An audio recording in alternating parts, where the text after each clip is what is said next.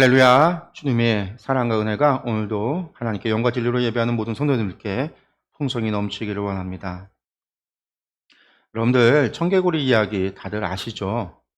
비만 오면 우는 청개구리. 항상 엄마의 말을 반대로만 하는 청개구리가 있었어요. 항상 말을 반대로만 하죠. 먹으라고 하면 먹지 않고 오라고 하면 가고. 그런데 엄마가 그런 아들을 바라보면서 죽을 때가 되어서 생각을 합니다.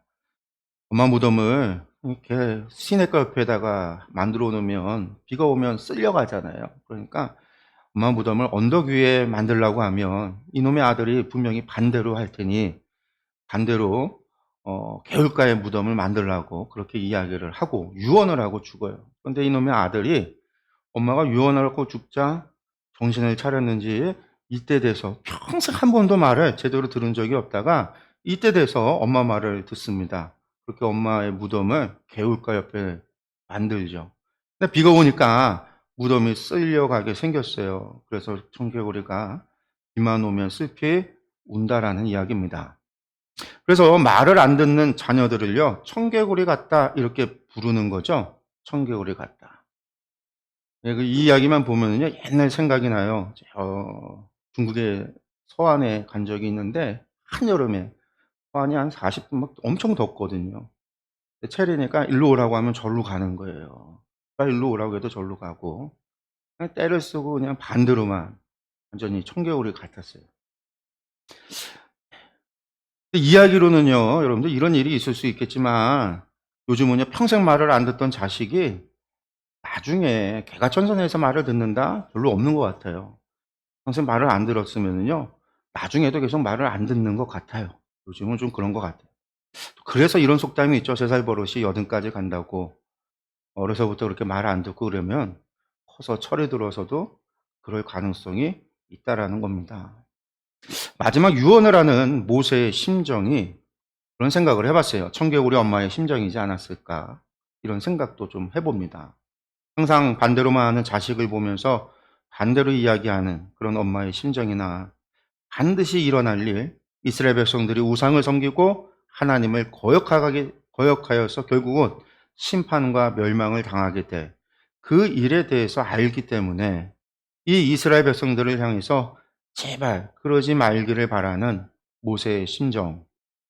할 수만 있으면요, 거꾸로 말해서라도 그 이스라엘 백성들이 그런 선택을 안 하고 그런 길을 가지 않기를 바라는 그런 간절함은요, 아마 비슷하지 않았을까. 물론 비교할 수 없는 것이지만, 절대값으로 비교할 수는 없지만 상대적으로 어쨌든 그런 것이 좀 간절함이 있지 않았을까, 그런 생각을 해봅니다. 그렇습니다. 지금 우리가 보고 있는 신명기 31장의 이야기는 모세의 마지막 행적에 관한 것이죠. 그가 이스라엘을 떠나 비스가 산에 올라 홀로 죽기 전, 그 직전 마지막 하나님께 사명을 받아서 그 사명을 감당하는 모세의 이야기입니다. 그런데 그 마지막 모습이요, 어떻게 보면 그리 행복한 모습은 아닌 것 같아요. 내가 모든 것을 마치고 이제 하나님께 간다. 그러한 말, 그런 모습이었으면 좋았을 것 같은데, 근데 그러지 못해요. 그래서 또 사도 바울의 마지막과 비교가 되기도 해요. 여러분들, 사도 바울의 마지막은요, 감옥에서 죽음을 기다리는, 마음에 든 감옥에서 죽음의 날짜를 세며 죽음을 기다리는 순간, 그가 디모데에게 마지막 편지를 쓰죠. 그곳에서 그는 나는 선한 싸움을 싸우고 나의 달려갈 길을 마치고 믿음을 지켰으니 후에는 나를 위하여 의의 면류관이 예비되었다. 이러한 고백을 합니다. 얼마나 하나님께 받은 사명을 다 감당하는 사람의 참 영광스러운 신앙의 고백이지 않습니까?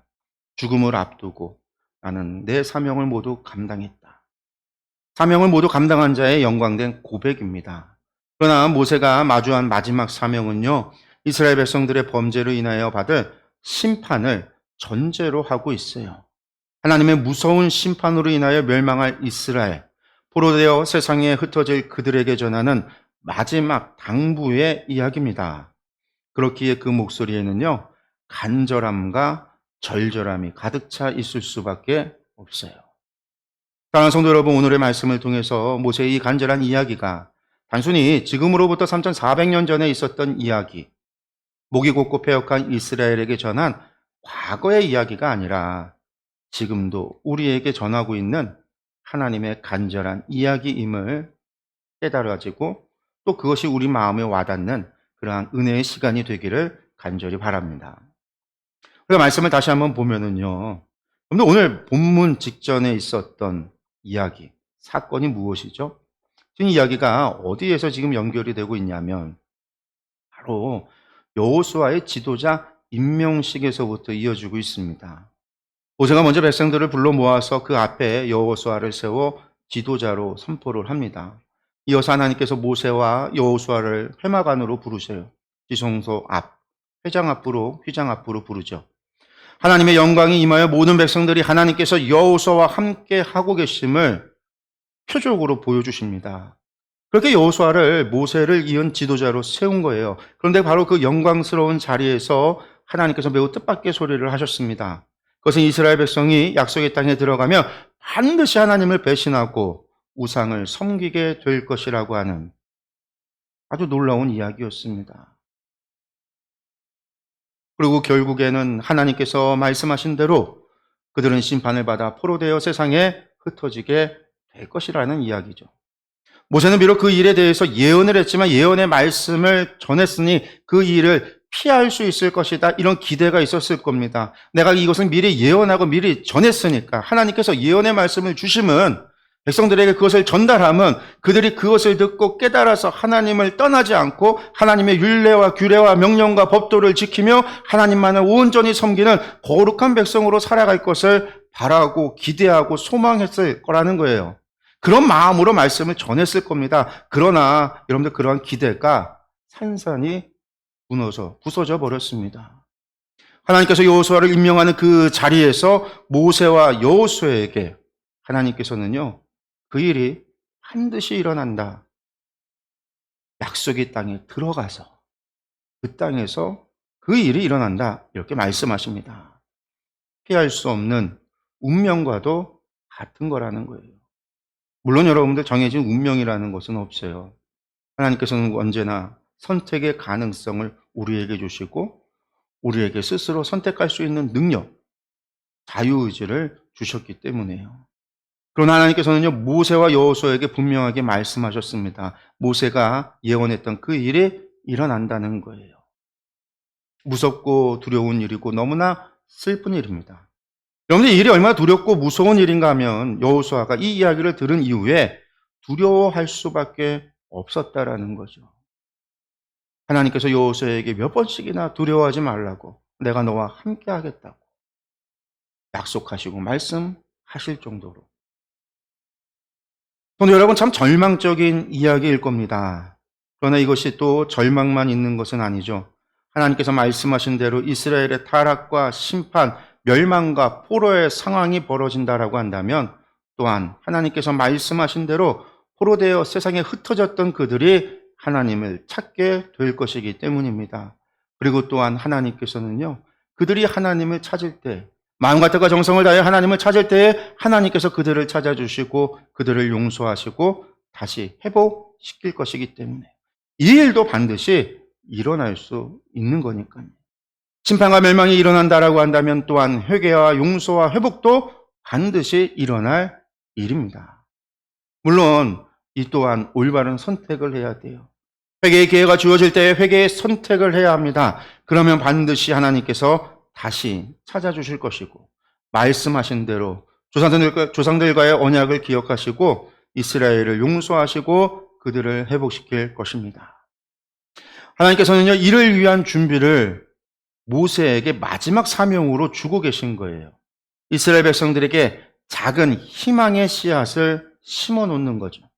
바로 하나님께서 알려주신 노래를 지어 백성들에게 암송하도록 하는 일입니다. 포로된 그곳에서 이 노래가 말씀의 씨앗이 되어 하나님을 깨닫고 회개의 자리로 이끈다라는 것이죠. 그러니 이 마지막 사명은요, 정말 중요하고 또한 간절할 수밖에 없어요. 그래서 모세가 이스라엘 백성들에게 하는 목소리는요, 이러한 간절함이 담겨 있는 그러한 목소리일 수밖에 없는 겁니다. 오늘 여러분 이러한 간절한 모세의 마음을 생각하면서요, 우리가 말씀을 다시 한번 보겠습니다. 먼저 24절과 26절의 말씀입니다. 모세가 이 율법의 말씀을 다 책에 써서 마친 후에 모세가 여호와의 언약궤를 매는 레위 사람에게 명령하여 이르되 이 율법책을 가져다가 너희 하나님 여호와의 언약궤 곁에 두어 너희에게 증거가 되게 하라. 아멘. 여러분들, 여호수아의 임명식이 끝나고 모세와 여호수아가 다시 백성들 앞에 섰어요. 모세는 하나님께 백성들에게 노래를 암송하도록 전하라, 이 사명을 들었죠. 그런데 말씀을 보면요, 갑자기 모세가 율법의 말씀을 따라 다 책에 써서 마친 후에 이렇게 시작을 하고 있어요. 좀 이상하죠. 노래를 지어서 암송하도록 하라고 했는데 갑자기 책을 다 써서. 좀 이상하죠. 여러분, 제가 계속 말씀을 드리는 것이지만 모세 당시, 그러니까 지금으로부터 약 3,400년 전이에요. 주전 1400년경이죠. 1400년경. 근데 그 당시에는요, 책이 없었다라고 제가 말씀을 드렸어요. 그런데 이스라엘은 문자도 없었습니다. 뿐만 아니라 글을 쓰는 도구도 없었어요, 여러분들. 당시에 붓이나 펜이나 그런 게 없었어요. 제가 그랬죠. 애굽에서도 진흙판에다가 짝대기로다가 이렇게 홈을 파서 글자를 새겨서 붙여서 그게 하나의 서류가 되고 책이 되고 문서가 됐다라고요. 진흙판 토기가. 당시에는 그런 게 없었던 시대예요. 그러니 여러분들, 이 말은요, 사실 모세 당시의 이야기, 모세가 하는 이야기가 아닙니다. 모세가 율법의 말씀을 책에 다 쓴 뒤에 레위 사람에게 명해서 언약궤 곁에 두라고 명령했다. 이것은 모세가 한 말이 아닙니다. 실제로 예루살렘이 멸망할 때까지 언약궤 곁에 율법책이 두어져 있지 않았습니다. 지성소에는요, 지성소 안에는 오직 법궤가 있고 그 법궤 안에 뭐가 있어요? 두 돌판, 십계명이 기록된 두 돌판, 언약의 증거판이 있죠. 그게 증거판이에요. 언약 증거판. 그리고 그 언약궤 앞에다가 뭘 두라고 했냐면요, 아론의 쌍난 지팡이를 민수기에 보면요, 두라고 그랬어요. 언약궤 앞에다가. 그리고 출애굽기 16장을 보면요, 여호와 앞에 만나 항아리를 두라, 이렇게 표현합니다. 여호와 앞이라는 거는요, 그 법궤 위 시온자, 하나님께서 임재하시는 그 시온자 앞, 법궤 앞이라는 이야기예요. 그러니까 지성소 안에는요, 두루마리나 책이나 율법책을 둔 적이 없어요. 이것이 요시야 왕 시대에 제사장이 성전 안에서 항아리가 담겨있는 두루마리를 발견하게 되는데, 그때 제사장들이 그 두루마리가 뭔지를 몰랐다라고 그랬어요. 그 두루마리 항아리가 지성소 안에 있었던 게 아니라 성전 한쪽 구석에 창고에 들어있었던 겁니다. 그러니까 24절, 26절은요, 포로 후기에 모세가 전했던, 구전했던 이 율법을 편찬해서 5권의 책으로 토라를 만들었던 그 사람들이 기록한 거예요. 모세의 이름을 따서 여기에다가 이 내용을 집어넣은 거예요. 그것을 기록해서 증거가 되게 하자, 이러한 의미로 이 말씀을 집어넣은 겁니다. 성전을 재건했을 때 이들이 토라를 기록해서 언약궤 곁에 두면 하나님께서 약속을 잊지 마시고 지켜달라고 하는, 신명기 안에 기록되어져 있고 하나님께서 토라 안에 약속하셨던 그 언약, 조상들과 지켰던, 하셨던 그 언약들, 그리고 우리가 찾고 찾으면 회복시켜 주시고 조상들과의 언약을 기억하셔서 우리를 용서하시고 우리를 다시 한번 하나님의 백성을 회복시키시겠다라고 하셨던 하나님의 그 약속, 여러분들, 그 약속을 하나님의 법궤, 증거궤 옆에 둠으로 하나님, 이것이 증거가 돼서 우리를 회복시켜 주세요 라고 하는 간절한 기도와 소망이 담겨 있는 그러한 그들의 표현이에요. 그런 간절한 기도예요.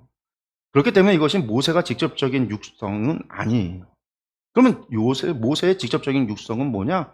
26절 이하입니다. 백성들 앞에서 모세가 무엇을 얘기하는가?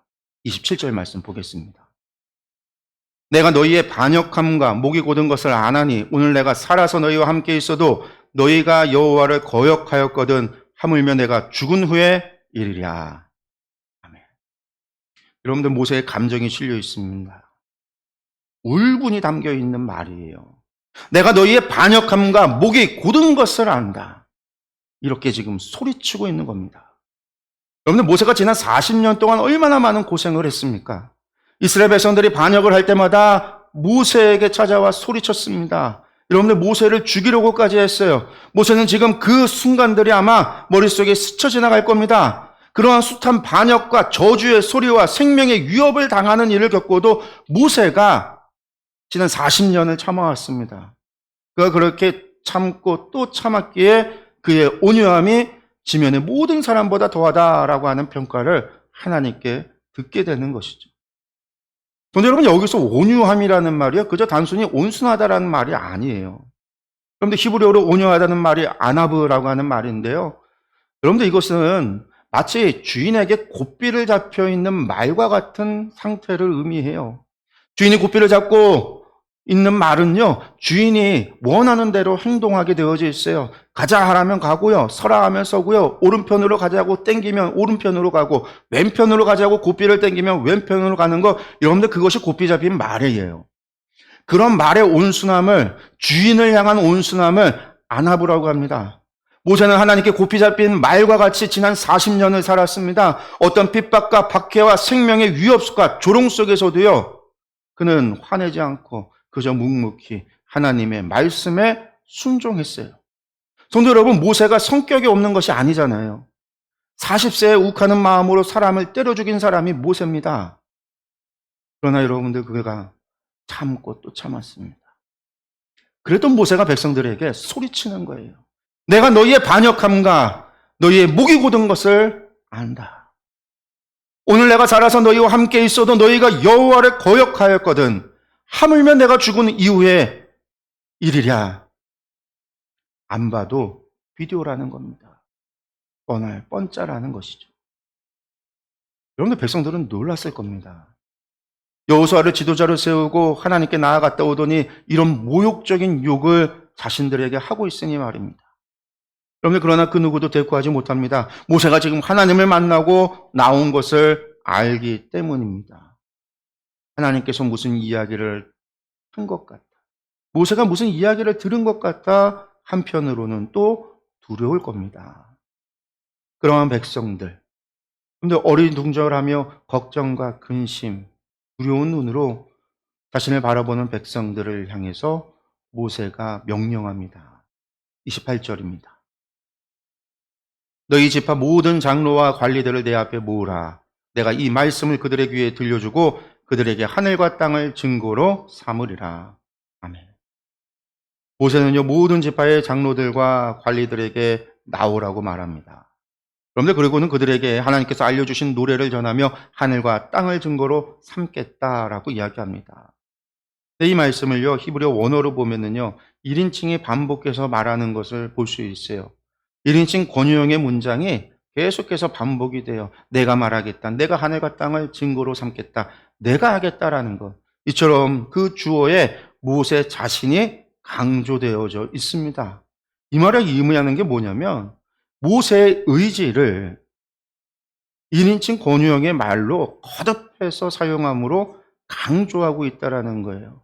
모세가 지금 얼마나 간절한지, 지금 이것을 전하고 이 노래를 백성들이 암송하고 기억하고 신앙을 전해야 되는 이 일에 대해서 얼마나 지금 간절함이 있는지를 표현하고 있는 거예요.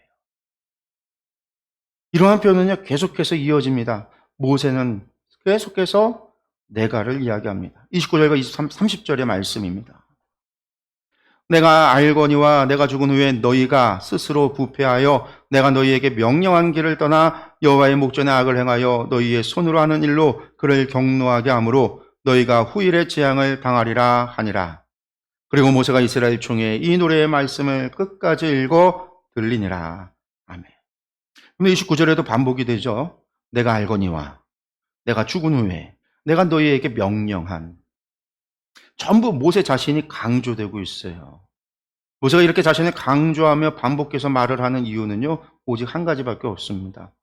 그들의 배교와 그들의 반역과 그들의 타락을 막을 수 없다라고 한다면 하나님의 심판을 받은 이후에 그들이 다시 회개의 자리로 돌아오기를, 회개의 기회가 주어졌을 때에 그들이 반드시 회개할 수 있도록, 회개의 선택을 할 수 있도록 다시 하나님을 찾고 하나님께 회개하기를 바라는 그 간절함이 있기 때문에 바로 그 선택의 순간에 하나님이 누구신지를 생각나고 깨달아질 수 있도록 희망의 씨앗을, 말씀의 씨앗을 심는 간절함인 것이죠. 성경은 29절에 짧은 한 절로만 기록하고 있지만 아마도 모세는요, 하나님께 들은 그 이야기를 백성들에게 그리고 그의 앞에 나온 장로들과 관리들에게 모두 이야기를 했을 겁니다.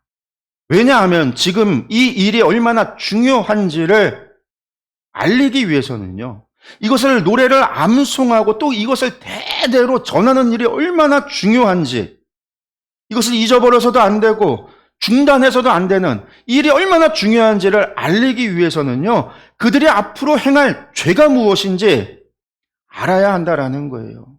그것을 알아야 이 일이 중요하다라는 것을 모세만 아는 것이 아니고 여호수아만 아는 것이 아니라 이스라엘 백성 전체가 알고 그들이 이 일에 동참하게 되는 거죠. 그리고 그것을 알아야 이 노래가 정말 그들에게 있어서 마지막 동아줄, 구명줄이 된다라는 것, 희망의 씨앗이 된다라는 사실을 알 수 있기 때문입니다. 그렇습니다. 모세의 노래 이것은요, 이스라엘을 다시금 하나님께로 인도하게 될 그들의 구원줄인 거죠. 그러나 여러분들, 이 노래가 구원의 능력이 있는 것은 아닙니다. 노래는요, 그저 지식일 뿐이에요. 하나님을 아는 지식, 하나님에 대한 지식. 그들이 하나님의 심판을 겪고 멸망을 겪게 되고 나서 하나님의 말씀이 이루어지는 일을 경험하고 나서 그때의 이 노래가 그들이 암송하고 그들이 그렇게 전해서 기억하고 있는 그 노래가 생각나지고 이해되어지고 깨달아져야만 합니다. 그리고 그때 이 노래가 생각나게 하는, 깨달아질 때 그들은 회개의 기회를 다시 한번 잡는 거죠. 하나님께로 돌아가자. 상자가 아버지께로 돌아가자라고 했던 것처럼. 그래요. 이 노래는요, 바로 그때의 그 지식을 전해주는 거예요. 그것을 깨닫고 하나님께 회개하는 것은요, 전부 깨달은 자의 몫입니다. 깨달은 사람이 진심으로 회개할 때 하나님께서 다시 찾아주시고 회복시켜 주는 겁니다. 그런데 여러분, 모세가 이스라엘의 장로들과 관리들에게 이 노래를 불러주며 이 노래를 암기시킬 때 얼마나 간절했을까요? 이것이 제대로 전해지지 않는다면 돌이킬 방법이 없다 생각했을 겁니다. 그러니 간절할 수밖에 없었을 겁니다. 제대로 암기하지 못하는 사람이 있다라고 한다면요, 엄청난 잔소리를 했을지도 몰라요. 집중하라고. 왜 암기 못하냐고. 암기해야 된다고. 왜냐하면 모세에게는 이제 시간이 얼마 없기 때문이죠. 이 노래를 전하고 나면은요, 모세는 떠나야 합니다. 하나님의 부르심을 받아야 돼요. 그러니 더욱 간절할 수밖에 없어요. 간절히 노래를 암기시켰을 겁니다. 그러면서 이 노래가 얼마나 중요한지, 앞으로 어떤 일들이 일어날지를 그들의 귀에 딱지가 않도록 말하고 또 말했을 겁니다. 여러분들, 그런데 안타깝고 또 슬픈 일은 뭔지 아세요? 사사기 2장에 넘어가면은요, 사사기에 가면 여호수아와 그와 함께 했던 장로들이 죽은 이후에 새로운 세대가 나오는데 그들은 여호와를 알지 못하더라라는 거예요. 이 세대가 전하지 않은 것이 아니라 그 다음 세대들이 그 노래를 들어도 하나님 섬기고 하나님 믿고 하나님을 따르는 데에 소홀하자. 하나님을 알지 못. 그러니 이제 왕이 없으므로 자기 소견에 옳은 대로 행했다라는 것처럼 하나님의 말씀대로 산 게 아니라 자신들의 의지와 생각대로 살았다라는 거죠. 그 결과가 바알과 아스타롯을 섬기는, 바로 그 일이 시작이 되는 거예요. 그러나 이 노래는요, 결국은 생각나게 되는 거죠. 그들을 회개의 자리로 끌게 돼요. 성도 여러분, 모세의 이러한 간절함이 저와 여러분에게도 있기를 원합니다. 우리가 정말 하나님을 믿고 하나님의 심판과 구원, 지옥과 천국을 믿는다라고 한다면요, 여러분들, 모세의 이러한 간절함이 우리에게 있어야 합니다. 있는 것이 당연한 거예요. 믿지 않는 자녀를 향해서 여러분들 믿지 않는 부모님을 향해서, 믿지 않는 형제 자매를 향해서, 믿지 않는 친구들을 향해서 여러분들 이러한 간절함이 있어야 돼요. 여러분, 성도 여러분, 제가 운명이나 숙명은 없다라고 했습니다. 정해진 것이 아니라 선택의 가능성이 우리 앞에 놓여 있다라고 했죠.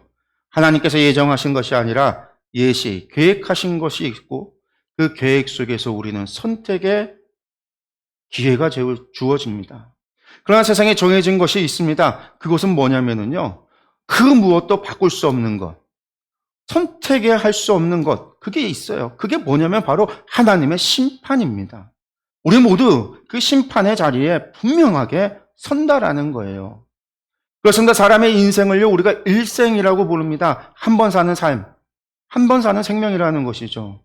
그렇습니다. 누구나 한 번 사는 인생입니다. 그런데 그것이 끝이 아니에요. 여러분들, 불교나 힌두교에서 이야기하듯이 사람이 다시 환생한다라고 한다면요, 기회 얼마든지 있습니다. 이번 생 실패했으면 다음 생 또 주어질 수 있어요. 여러분들, 막말로 지금 생을 개판으로 살아서 다음 생에 내가 개나 돼지로 태어난다고 하더라도요, 또 다시 환생하다 보면 언젠가 다시 인간으로 돌아오고 주어졌을 때, 기회 있을 때 그들은요, 그 수많은 환생 속에서 언젠가 열반으로 간다라고 생각을 해요. 그러니 지금 이 세상을요, 즐길 수밖에 없어요.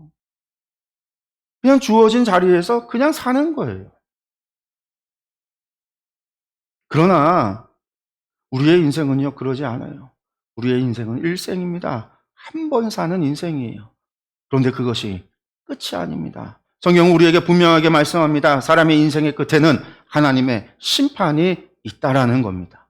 그저 한 번 사는 인생으로 끝나는 것이 아니라 그 뒤에 하나님의 심판이 있고, 그 심판은 천국과 지옥, 영원한 시간 가운데 하나님과 함께 살아가는 천국의 삶이 있고, 영원한 형벌을 받는 고통 가운데 있는 지옥이 있다라는 겁니다. 여러분들, 이 사실을 정말 우리가 믿고 있다라고 한다면 우리에게도 모세의 간절함이 생길 수밖에 없습니다. 사랑하는 성도 여러분, 천국과 지옥, 하나님의 심판, 우리가 다 알고 있는 내용입니다. 그런데 이것이 우리 마음에 와닿지를 않아요. 왜? 너무 먼 이야기 같기 때문입니다.